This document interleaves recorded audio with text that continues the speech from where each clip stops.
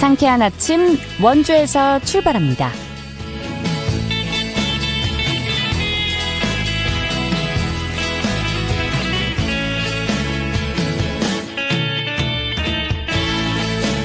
여러분 안녕하십니까? 7월 22일 수요일 KBS 원주방송국에서 보내드리는 상쾌한 아침 원주에서 출발합니다. 저는 진행의 이은주입니다.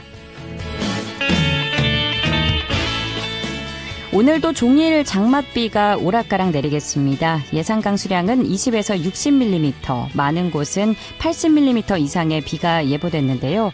연일 비가 와도 더위의 기세가 수그러들지는 않겠습니다. 아침 기온 24도로 출발해 한낮에 30도까지 오르겠습니다.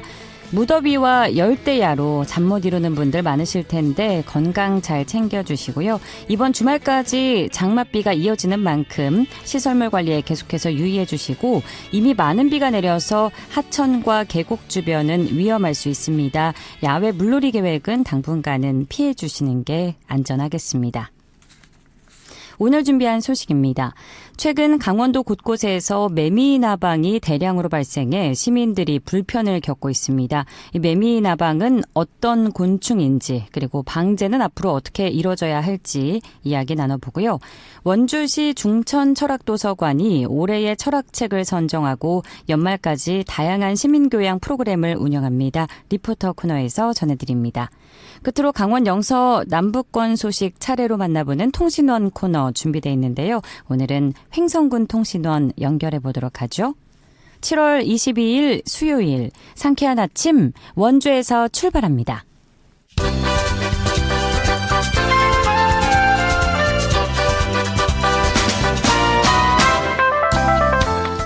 오늘의 뉴스입니다. 강원도 교육청이 다음 달부터 초등학교 학생평가에서 교과별 성취 기준의 70% 이상을 의무적으로 반영하도록 한 지침을 전면 폐지하기로 했습니다. 도교육청은 3년 전 도입된 해당 지침이 교사들의 행정 부담을 늘리고 형식적인 평가를 초래한다는 지적에 따라 이같이 결정했습니다. 전교조 강원지부와 강원교사노조, 강원교총 등은 이번 지침 폐지가 교사의 자율성을 존중한 의미 있는 정책 전환이라며 환영의 뜻을 밝혔습니다.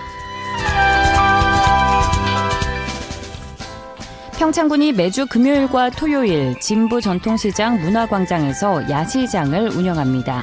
기간은 9월 19일까지 2달인데요. 운영시간은 오후 6시 반부터 밤 10시까지입니다. 야시장에서는 메밀을 활용한 지역 음식과 공예 특산품 판매 공간을 운영합니다. 진부 야시장은 지난해 처음 운영을 시작했습니다. 영월군이 여름철 온열 질환 예방을 위한 대응을 강화합니다. 우선 노인과 만성질환자 등 취약계층 1,300여 명을 대상으로 건강 상태를 확인하고 폭염 예방 수칙도 안내합니다. 또 휴대전화 문자 메시지를 통해 안부도 수시로 물을 예정입니다. 영월군은 이번 조치를 올해 9월 말까지 시행할 계획입니다. 원주문화재단이 원주시의 에브리싱 페스티벌 전면 재검토 권고에 대해 내부 논의를 한 결과 축제의 연속성과 시민 요구 등을 고려해 규모를 축소해서 개최하기로 결정했다고 밝혔습니다. 이를 위해 축제 개최 기간을 기존 이틀에서 하루로 줄여 다음 달 15일에 엽니다. 또 행사와 시설, 관람객 안전 대책을 철저하게 보완할 예정입니다. 오늘의 뉴스였습니다. 상쾌한 아침 원주에서 출발합니다. 함께하고 계십니다. 최근 춘천과 양구 등 강원 지역 곳곳에서 매미나방이 대량으로 발생하면서 주민 불편이 커지고 있습니다. 등산로는 물론 주택가와 상가 주변으로까지 확산되면서 관련 민원이 잇따르는 상황인데요. 이유는 무엇이고 또 대책은 없는지 함께 이야기 나눠보겠습니다. 상지대학교 산림과학과 류동표 교수 전화 연결돼 있는데요. 교수님 안녕하십니까? 예, 안녕하세요. 네, 현재 강원도 곳곳에 매미 나방이 많이 발생해서 시민들이 불편을 겪고 있는 상황인데요. 자, 먼저 우리나라에는 언제부터 이 곤충이 나타나기 시작했는지 알려주시죠. 예, 우리나라에는 1940년대에 처음 발견됐고 1950년도부터 산림에 피해를 주기 시작하면서부터 지금까지 계속 우리나라에 있는 해충으로 알려져 있고요. 예.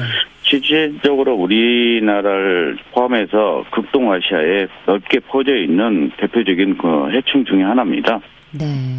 그러면 이 매미나방 들어보긴 했는데 구체적으로 어떤 특징을 갖고 있는지 알려주시고요. 또 생활사나 생태적인 부분에 대해서도 알려주실까요?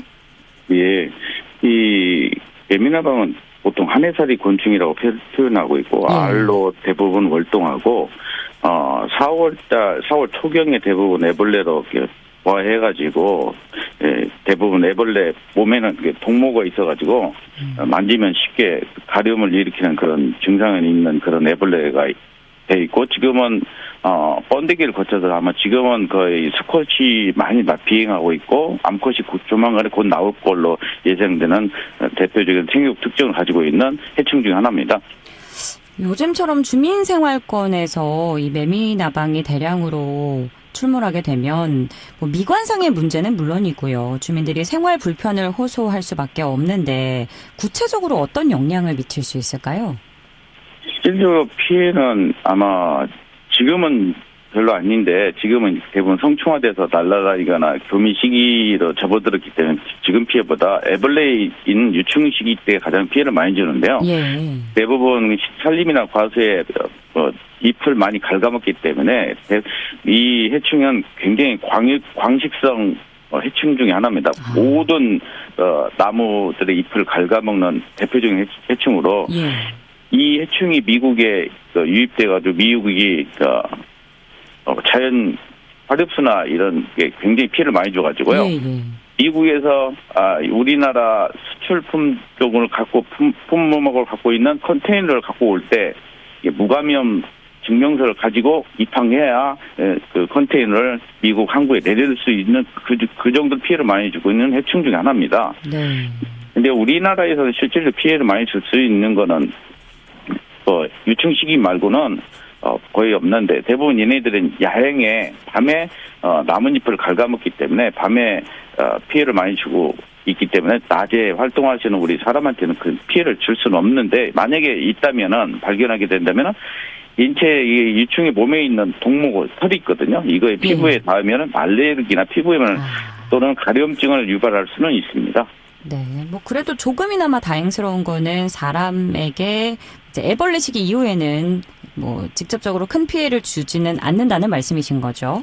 그렇죠. 네, 애벌레 시기에 피부염을 유발할 수는 있고 다른 나라에 비해서는 우리나라가 그래도 조금은 안전지대에 있지 않나 하는 생각은 드는데 어쨌든 이런 현상이 올해가 처음은 아니고요. 해마다 발생 규모가 들쭉날쭉한 것 같은데 그 이유가 궁금하고요. 또 올해 강원도에서 특히 많이 발생한 원인은 어떻게 분석하고 계신지도 말씀해 주시죠. 이게 얘네들은 특정 시기인가. 제가 2000년도, 10년도에 이제 연구할 때마다 라이프 사이클에 7년 정도에, 7년 정도 대량 발생하다가 어느 정도 시기 죽어 있다가 다시 나타나고 있었는데 지금 한 3년 정도로 많이 발생 시기가 줄어들었어요. 예. 이런 거는 얘네들이 우리나라의 원산지이다 보니까 우리나라의 환경에서는 여러 자연 조건에 의해서 천적들이 있음으로써 해충이 나타나면 천적이 나타나서 해충을 죽이고 하는 그런 라이프 스타일을 갖고 있기 때문에 대량 발생해도 나중에는 어느 정도 시기가 지나면 대량으로 다 천적이 나타나서 얘네 해충을 다 죽이는 그런 환경이 되어 있기 때문에 그렇게 어렵지는 않습니다. 실제로 그런데 이게 강원도 지역이 이렇게 많이 나타났던 이유 지금 요즘 나타나기 시작한 시기가 됐기 때문에 그런 거고요. 기후변화로 인해서 온도가 남부 지역에 비해서 강원도가 그렇죠. 약간은 선을 하지 않습니까? 그리고 또 이 곤충도 생육하기 위해서는 약간의 저온 환경에서 있어야만이 이 알 시기에서 그런 시기가 가져야만이 좀 너무 따뜻하면 얘네들 완전히 알에서 애벌레로 부화하지 않습니다. 그러다 보니 그런 성격이 있다 보니까 강원도가 그래도 추운 날씨이고 겨울을 제대로 보낼 수 있는 사계를 갖고 있다 보니까 강원도에 유난히 많이 발생할 거로 생각됩니다. 네, 적절한 기후를 갖춰오고 있어서 전국적으로 이제 비교해봤을 때 강원도에서 많이 발생할 수밖에 없지만 어쨌든 2017년 이후에 그래도 많이 줄어든 추세인 거네요. 예, 많이 줄어든 거죠. 네. 뭐 지자체와 정부 부처에서도 어쨌든 매년 적극적으로 매미나방 방제에 나서 왔습니다. 하지만 뭐 주민들 입장에서는 기대만큼의 효과를 보지 못하는 경우가 많다고 느끼시는 것 같은데 그 이유는 무엇일까요? 실질적으로 이거에 대한 이야기는 못하는 게 아니라 아까도 잠깐 말씀드렸던 야행성이다 보니까 예. 낮에 얘네들이 애벌레 때 많이 숨어 있습니다. 나뭇잎이나 공동구나 썩은 그 나무 둥지 이런 데 많이 숨어 있다 보니까 숨어 있을 시기에 약을 치니까 그 실제로 농약이 거의 직접 접촉되지 않으니까 나중에 실제로 밤에 활동하고 하니까 얘네들이 아무리 나는 약을 친다 해도 얘네들 방지 못하는 게 아니라 실제로 못하는 게 아니라 얘네들의 생활 습성이 그렇게 돼 있다 보니까 숨어있는 애들을 어떻게 약을 다 처리할 수 있는 상황은 아니지 않습니까? 그렇죠. 그런 환경이다 보니까 어떻게 보니까 이 야행성 유충 시기를 보내다 보니까 얘네들이 약에 안 닿았다 보니까 방지를 못하는 게 아니고 잘 했는데 얘네들의 생활사가 그렇게 되다 보니까 방지가 안 되는 것뿐이지 실제로 효과가 없는 건 아닙니다. 근데 네. 이 효과는 다른 곤충들한테 피해를 더 많이 주고 있기 때문에 문제가 다른 데 생기고 있습니다. 말씀하신 것처럼 이렇게 화학적 방제가 또 무분별하게 이루어지게 되면 일단 효과 자체를 떠나서 벌과 같이 좀 이로운 곤충에도 영향을 줄 수 있지 않습니까? 이를 보완할 수 있는 대안은 무엇일까요? 솔직히 아까도 말씀드렸지만 대안으로 보면 얘네가 알로 월동을 하거든요. 예. 알로 월동하기 때문에 알을 낳는 게 난괴라고 하거든요. 난괴를 겨울철에 늦가을부터 이른 봄 사이에 난괴를 제거하던가 아니면 송충이 시기에 그 포충기를 설치해서 숲을 다 빨아들이거나 할 수 있는 그런 것이 가장 좋고 실질적으로 아까도 말씀드렸지만 3년마다 이제 대발생하게 되면 우리나라에는 BT균이나 핵다우체 바이러스가 잔존하고 있기 때문에 얘네들은 나중에 한 2, 3년 후면은 자멸하게 되기 때문에 네. 굳이 그렇게 엄청나게 화학적 방제를 해가지고 다른 곤충들을 죽일 필요는 없다고 생각합니다. 네. 2, 3년 정도면 자멸할 것이라고 말씀을 하셨고 앞서 또 매미나방에 천적이 많다고 하셨는데 그러면 이게 생태계의 뭐 자정 능력을 통해서 이 개체수가 자연스럽게 조절될 가능성이 있을까요? 예, 이거는 천적이 우리나라에는 많이 있기 때문에 예. 특히 이제 미국 같은 데서도 이 매미나방 천적을 찾기 위해서 우리나라에 오고 같이 공동 연구한 사례도 많이 있습니다. 그렇게 해서 걔네들이 가져다가 뿌려보니까 굉장히 많은 효과를 보기 때문에 우리나라에 있는 이런 라이프 사이클과 같이 BT균이나 핵다우체 바이러스를 걔네가 가져다가 걔네 환경에 방사해서 매미나방을 많이 죽이는 사례도 있습니다. 네. 그래도 직접적으로 당장 불편을 겪고 있는 분들을 위해서 우리가 좀 일상생활 속에서 주의하거나 대응할 수 있는 방법 안내해 주시죠. 실질적으로 우리가 방법이라고 말씀드리는 거는 실제로 곤충에 대해서 많은 혐오감을 갖고 있는 분들이 많이 있기 때문에 실제로 우리가 여름철이지만 다닐 때는 긴팔이나 모자를 좀 쓰시고 이런 애벌레가 있을 때 직접 만지시지 않는 게 가장 좋을 거라고 생각됩니다. 다른 곤충들은 건들지 않으면 큰 피해를 많이 주지 않기 때문에 건들지 않는 게 가장 좋은 거라고 생각됩니다. 네, 알겠습니다. 농가라든지 뭐 시민 개인 차원에서 조금 더 신경을 쓰면 좋을 것 같고요. 끝으로 마무리 말씀해 주실까요? 이 매미나방이 주는 간단한 교훈이라고 생각할 수 있지만 우리 아까도 잠깐 아나운서님 말씀하신 벌이 많이 없어진다고 말씀하셨잖아요. 예. 그와 같이 벌만 그런 게 아니라 잠자리도 우리 주변에 많이 보이지 않지 않습니까? 맞아요. 이런 잠자리나 벌들이 없어지는 이유는 화학적 방제를 너무 많이 하다 보니까 이 우리나라 자연 생태가 많이 깨지다 보니까 갑자기 돌발에는 러브버그나 이런 것들이 나오게 되는 거나 마찬가지입니다. 네. 먹이 사슬에 어떤 것이 깨지게 되면은 그 밑에 있는 곤충들은 더 대량 발생하기 때문에 이런 거를 연구할 수 있는 미래 인재들이 굉장히 많이 부족하고 연구할 수 있는 환경이 돼야 하는데 이런 도움을 줄 수 있는 여건이 좀 많이 됐으면 좋겠습니다. 예. 그래야 우리도 좋은 먹거리나 좋은 환경에서 더 살지 않을까요? 중요한 말씀 해주셨습니다. 참 매미나방 대량 발생으로 발생 지역의 주민 생활 불편이 당분간 불가피한 상황인데요. 기후변화가 이러한 현상과 상당히 밀접한 관계가 있는 만큼 단기적인 방제뿐 아니라 또 장기적인 대응까지 잘 마련되기를 바라겠습니다. 교수님, 오늘 말씀 고맙습니다. 예, 감사합니다. 상지대학교 산림과학과 류동표 교수와 함께했습니다.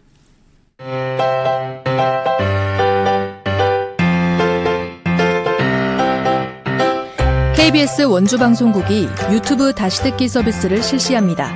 매일 아침 강원 영서남부권의 뉴스와 정보를 전해드리는 상쾌한 아침 원주에서 출발합니다는 KBS 원주라디오 유튜브 채널을 통해 다시 들을 수 있습니다.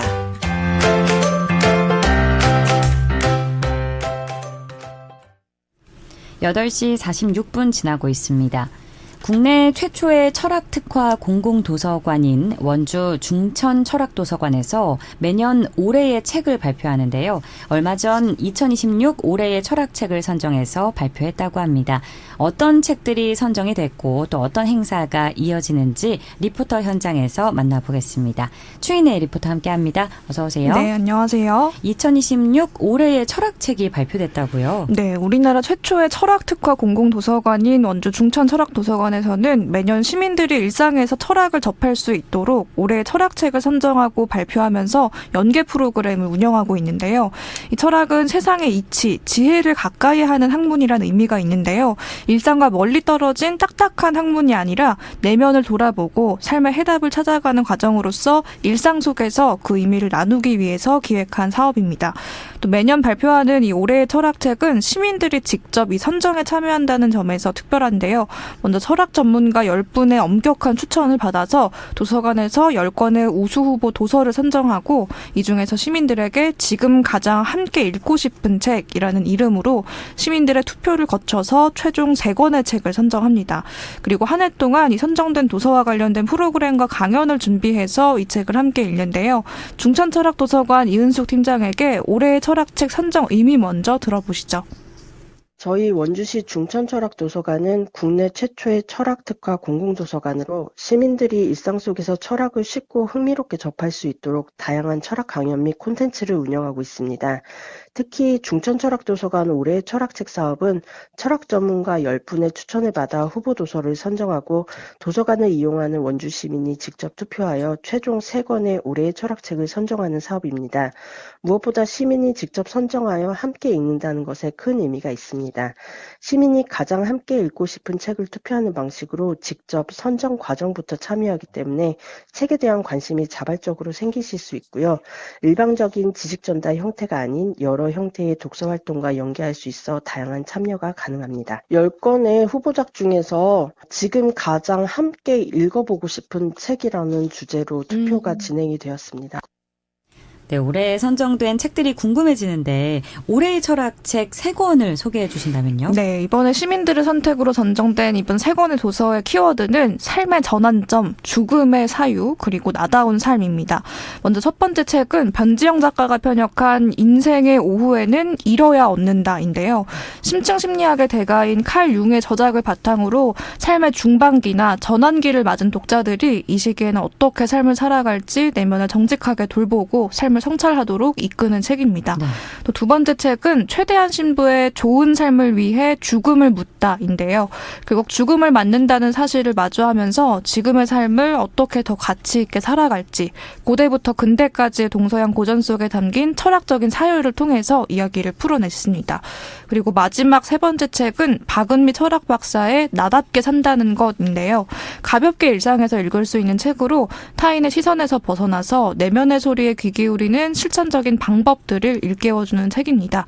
중천철학도서관에서는 이 책들을 더 깊이 있게 읽을 수 있도록 연말까지 풍성하게 연계 행사도 준비하는데요.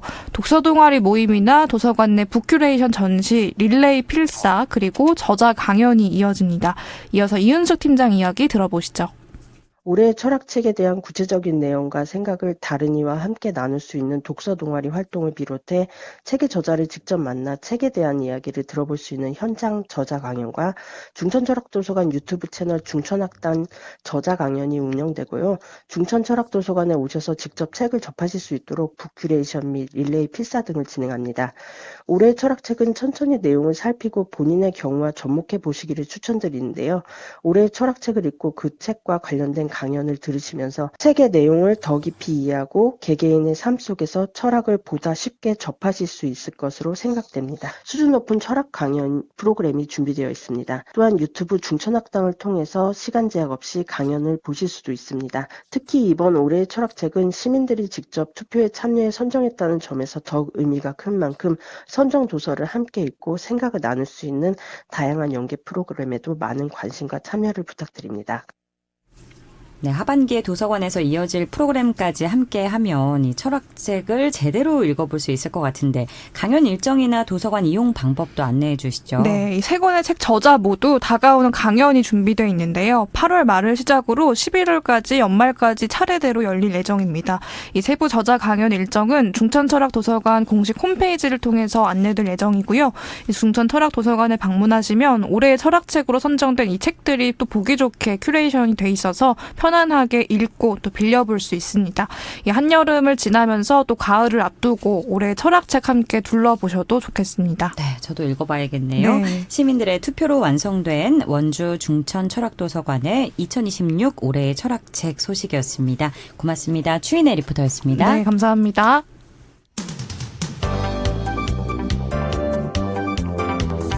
생생한 현장, 유익한 생활 정보를 전해드리겠습니다. KBS 원주라디오 상쾌한 아침 원주에서 출발합니다를 함께하고 있습니다. 8시 52분 지나고 있습니다. 각 지역 소식 들어보는 통신원 코너인데요. 오늘은 횡성군 소식 만나봅니다. 김지은 횡성통신원 전화 연결돼 있습니다. 안녕하십니까? 네, 안녕하세요. 네, 횡성문화관광재단에서 2026 문화예술 실험실 참여자를 모집한다고요? 네, 횡성문화관광재단은 지역 문화예술 활동가들의 아이디어를 구현해 지역의 문화적 가치를 높이기 위한 프로젝트인 2026 문화예술 실험실 참여자를 오늘까지 모집합니다. 모집 인원은 15명 내외이며 교육비는 전액 무료로 진행됩니다. 이번 문화예술 실험실은 강원문화재단의 2026 강원문화예술교육 기초재단 협력 사업의 일환으로 진행되는데요. 이 사업은 횡성을 기반으로 활동하는 문화예술활동가, 문화기획자, 예술가 등이 함께 배우고 협업하는 참여형 과정으로 마련되었습니다. 네, 지역의 문화 생태계를 보다 풍성하게 만들어줄 프로그램인 것 같은데 자세한 교육 일정과 내용도 안내해 주시죠. 네, 참가자들은 전문가 멘토링과 팀별 활동을 통해 지역의 문화적 가치를 발굴하게 되는데요. 특히 횡성을 예술적으로 변화시킬 프로젝트를 직접 기획하고 실행한다는 데서 이번 프로그램의 의미가 깊습니다. 교육은 오늘 25일 오리엔테이션을 시작으로 10월 31일까지 총 10회에 걸쳐 진행되는데요. 이번 과정을 통해 지역 문화예술인 간의 지속적인 협업 기관을 구축하는 것은 물론 주민들이 지역에서 직접 기획하고 실행하는 문화예술 프로젝트가 확산되는 계기가 될 것으로 기대를 모으고 있습니다. 관련해서 횡성문화관광재단은 문화예술 실험실은 지역의 문화예술 활동가들이 함께 배우고 실험하며 횡성만의 독창적인 문화 콘텐츠를 만들어가는 과정이라며 지역을 더욱 풍요롭게 만들 다양한 아이디어가 실제 프로젝트로 이어질 수 있도록 많은 분의 관심과 적극적인 참여를 바란다고 밝혔습니다. 네, 이번 프로그램을 통해서 횡성만의 독창적인 문화 콘텐츠가 좀 다채롭게 발굴되기를 바라겠고요. 또 횡성군에서 지역 관광을 주제로 한 특별한 강연이 열린다고요? 네, 오는 30일 오후 7시 횡성문화예술회관 대공연장에서 열리는데요. 모 예능 프로그램 진행자로 활동 중인 방송인 이승윤 씨가 전국 산촌을 누비며 쌓은 경험을 바탕으로 자연의 가치와 관광 콘텐츠 발전 방향을 들려줄 예정입니다. 누구나 무료로 참여할 수 있으며 선착순 300명을 대상으로 횡성군 누리집 통합 예약 시스템과 교육체육과 평생학습 팁을 통해 신청을 받고 있습니다. 횡성의 청정 자연을 새로운 관광 자원으로 바라보는 시각을 공유하고 관광 500만 시대를 향한 주민 공감대를 넓히는 자리가 될 것으로 기대됩니다. 예, 선착순 300명을 대상으로 하는 강연 프로그램인 만큼 참여를 원하는 분들은 횡성군 누리집에서 모집 현황 잘 확인해 주시기 바라고요. 다음은 문화관광 소식입니다. 횡성군에서 생태관광 전문가를 양성한다고요? 네, 그렇습니다. 자연과 문화를 깊이 이해하고 이를 방문객에게 전달하는 생태관광 전문가, 생태관광 코디네이터를 양성하는 프로그램이 8월, 9월 교육생을 모집합니다. 횡성군의 자연과 문화를 깊이 있게 이해하고 이를 방문객에게 매력적으로 전달하는 지역 생태 전문가를 꿈꾸시는 분이라면 횡성군민 누구나 참여 가능하고 교육비는 전액 무료입니다. 기수별 10명 내외 4주 과정으로 생태관광 프로그램 운영 이해 현장 안내, 코디 활동 등 다양한 체험 활동이 포함됩니다. 이번 교육을 통해 마을의 자원을 발굴하고 지속 가능한 관광을 이끌어갈 현장 전문가로 거듭나 보시면 좋겠습니다. 네, 전액 무료로 진행되는 생태관광 전문가 양성 교육 소식이었고요. 끝으로 2026 평창 대관령 음악제 찾아가는 음악회의 횡성 공연 소식 전해주시죠. 지난 23년간 공연과 교육, 지역을 연결하는 음악제의 역할을 꾸준히 이어온 대관령 음악제가 올해 계승과 혁신이라는 주제로 지난 23년간 음악제가 걸어온 길을 가장 함축적으로 보여줄 예정입니다. 이번 공연 전반은 하나의 서사와 여정으로 연결해 관객이 음악을 통한 큰 흐름을 경험할 수 있는 시간을 제공할 예정인데요. 횡성에서는 오늘 29일 수요일 오후 3시 횡성문화예술회관에서 세계적인 연주자들을 만나보실 수 있습니다. 네, 오늘도 알찬 소식 고맙습니다. 네, 감사합니다. 김지은 횡성군 SNS 서포터와 함께 횡성 소식 들어봤습니다. 7월 22일 수요일에 전해드린 상쾌한 아침 원주에서 출발합니다. 오늘 순서는 여기까지입니다. KBS 원주방송국은 표준 FM 97.1MHz로 청취자 여러분과 함께하고 있고요. 라디오 다시 듣기 서비스는 유튜브 채널 KBS 원주를 통해서 가능합니다. 지금까지 기술 한대희, 구성 황진영, 진행의 이은주였습니다. 여러분 좋은 하루 보내세요.